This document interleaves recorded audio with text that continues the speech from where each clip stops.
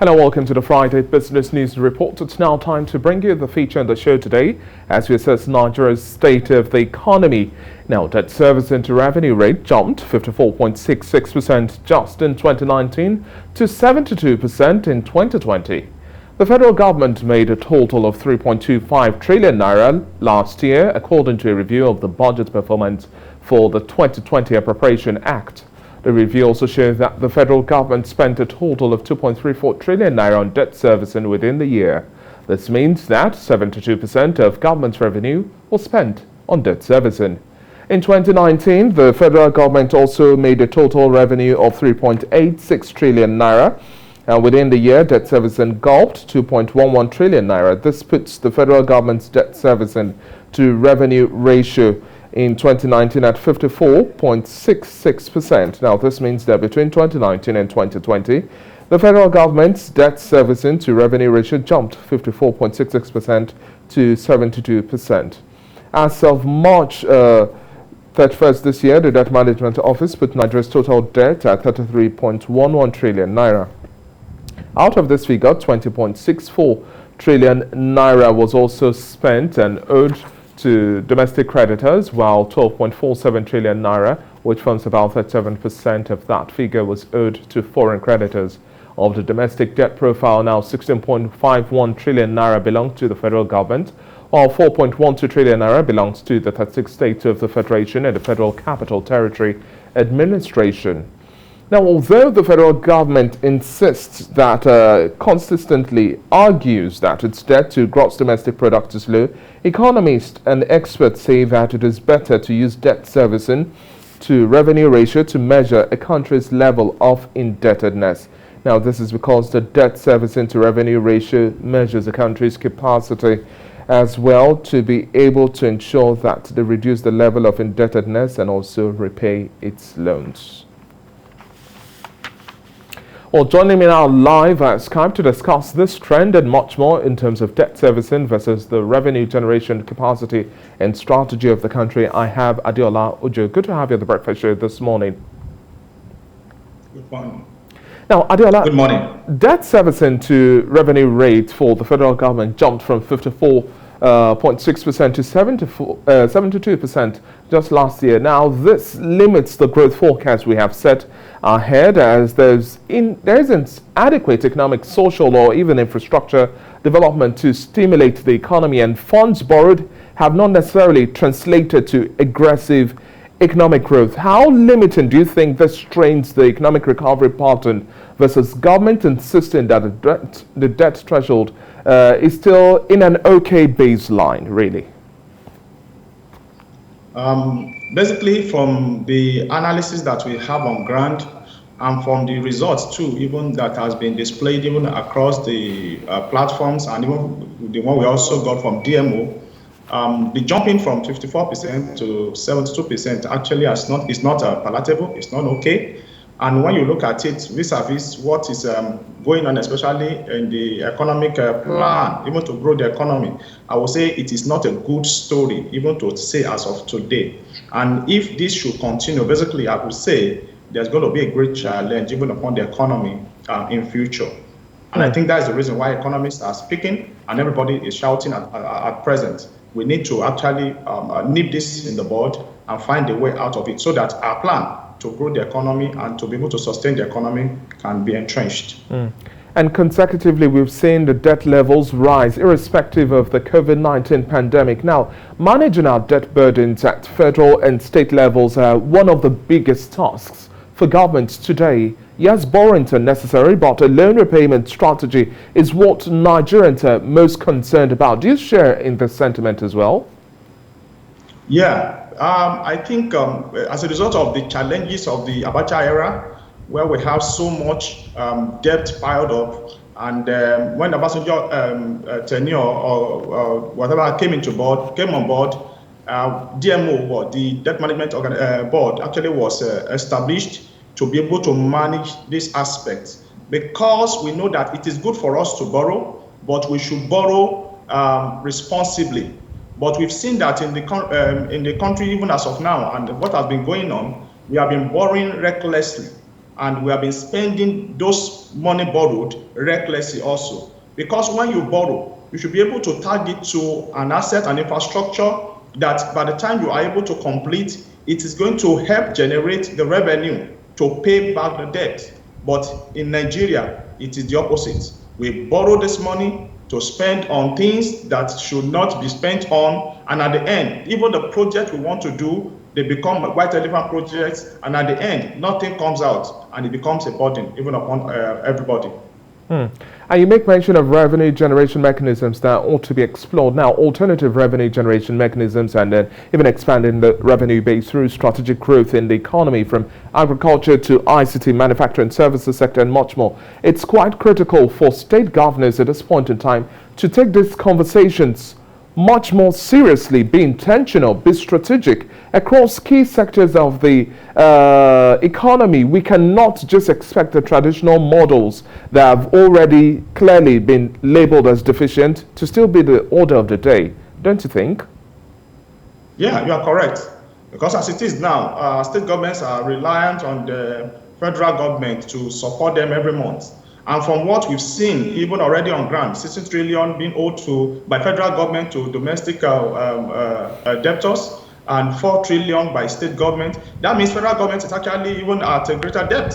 And even for the amount that is even being owed to foreign debtors, federal government also has the larger share. So invariably, the federal government of Nigeria, in a matter of time, is going to be in trouble, or going to be facing some challenges that will not be able to help them support state governments. And if this continues, then the state government should get ready, because the challenges is just starting. I believe, like we have been saying over and over, that this is a time for everyone, both from the federal government, and the state government, to stand up and look for alternative sources, like we've been saying. Apart from taxes, let us find something else we could do that can generate money, because that is one of the things we need to get out of this debacle and challenges. And talking about taxes too, we also have to look at better means of taxation, revenue collection. We still have to look at taxing also the informal sector as well. That's a base that we've not necessarily explored as well. But automating the process of tax payments, making it easier, and then ensuring that we also have these funds go to necessary infrastructure development too. These are issues that we're yet to fine-tune. Do you think we'll get to the level where we're able to expand the tax base or the tax net and then really automate, simplify the tax process? Yes, we're looking for waivers and all of those. There are conversations by government also tax big firms that have some significant presence in the country. Do you think these are still moves that strong political or policy frameworks that can support the dream of having a wider tax net? Yeah, as of today in Nigeria, we have been saying this over and over. The tax base, our tax net actually is small. We are not able to get across to the nooks and crannies of the entirety of the country to be able to tax what should be taxed. And I think that's why our revenue from taxation is a bit low. But from my own point of view, I won't say we should increase taxes for anybody. Rather, we should find a way to involve more, include more people, get more people involved in the payment of taxes. That is one. Then number two, the issue of giving reference to taxes. If we are not productive, what are we taxing? Eventually, we're going to get burden upon burden for the people. So what I would say we should do, and which government should actually do as of today, is one, I think one of the things we should try as much as possible to do is try to relate with foreign governments. Please note this. One of the challenges that we are facing in this country is that our leaders have not been able to relate well with other governments across the world. If I am a friend of the President of America, and in one way or the other, I need him to, he can come in, can influence people to invest in my country. If I'm a friend of the President of Germany or whatsoever, or Chancellor of Germany, I can get them to influence them to bring things into the country. But when you are not their friend, and you are calling them to come and invest, they do not see the reason to come in, even though you have challenges. So if you are a friend, be a friend of your foreign partners. They will come around you and they will support you. Then that's number one. Then number two, we should try as much as possible to help our people to be able to have exportable goods that we can produce and export that can help us generate revenue. Because as of today, if we are having 32 trillion naira debt and our revenue is 3 trillion, that means in 10 years, we have not been able to pay back the debt with all our revenue. It's a big challenge. So what I want us to do is this is the time to get the 200 million people in Nigeria all on board. Let us get going, let us get working, let us get producing, and let us begin to export some of these products abroad so that we can earn foreign exchange and be able to pay our debt. Then we should also have fiscal responsibility to be able to, the little we have, be able to manage it well. Then the debt we have taken, find a way to either reschedule, swap, or whatever we want to do so that the burden will get up. Because as of today, 72% is too big, and it's not a thing we should continue. Thank you. Adeola, do you think there will be any change in the body language of the federal government still insisting that the threshold of debt to the GDP size and all of that is still within an okay level, irrespective of the cautions we've had from the IMF, the World Bank, and much more? Do you think that the government really understands how much of a situation we have at hand, really? Please just look at it. I asked this question from the DG of DMO sometimes in the year 2010. I asked him, why do we have budget deficit every year? That was the question I asked him that very day. And indeed, the issue is the penchant for spending is part and parcel of us. Adeola, every year. Adeola, please, I'd like you to hold your thoughts there. We have to take a quick commercial break, and then when we come back from that break, the conversation continues. Glad to have you back. You're still watching TVC Breakfast, the Friday edition from the business desk. I have standing by Adeola Ojo, an economist, and we're still discussing the state of the economy. Thank you very much for still staying with us, Adeola Ojo. Thank you so much. Now, I'd like you to continue your thoughts in terms of the reactions we've also gotten. The federal government stance on the threshold we have as at now, saying that, well, the threshold is still at an okay level, low. But economists are calling for a rather different approach, analyzing the use of debt servicing ratio to revenue generation ratio. Then maybe the picture might be clearer for government to see the sort of situation we have at hand. Yeah, basically that's correct. Like I was saying earlier, I said our government has penchant for spending. And we have, for example, last year, a budget of 5 trillion, and eventually we ended up spending 9 trillion. And this year, we started again. We wanted to spend extra 2-point-something trillion that we want to borrow to be able to meet up and mitigate. So eventually our government, so what we need to do is for us to find a way to reduce our spending. That is one. Then number two, looking for loan is getting loan to be able to sponsor or to be able to finance your infrastructure asset is very, very important.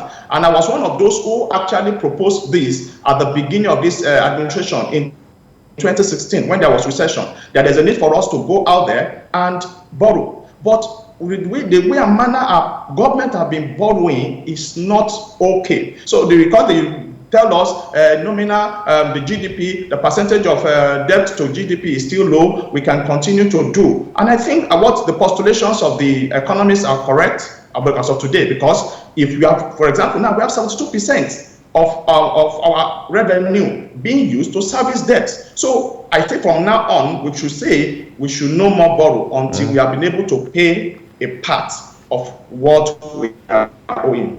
Find a way around it, or we should go back and reschedule those debts, because that was what they told us at the beginning. They said, oh, some of these things are going to go for 10 years, they're going to go for 15 years, but at the end, after 1 year, we started paying we have started paying loan of interest on them. So please, our government should come out straight to us, tell us the truth, and in one way or the other, find a way to mitigate these challenges and pay what should be paid. Then stop unnecessary loan being taken across board. For some analysts, they say the figures we have as at now are conservative and not really the real picture of the gravity of debt we have on ground. Others are also saying that, well, we have to also take cues from the international community. Cost-cutting measures are the way to go, and for government, it's now time to start cutting the cost of governance in Nigeria. Thank you very much for your time on the Breakfast Show this morning. Adeola Ojo, it's been a pleasure speaking with you, and we hope government is also listening. Thank you so much. I appreciate it.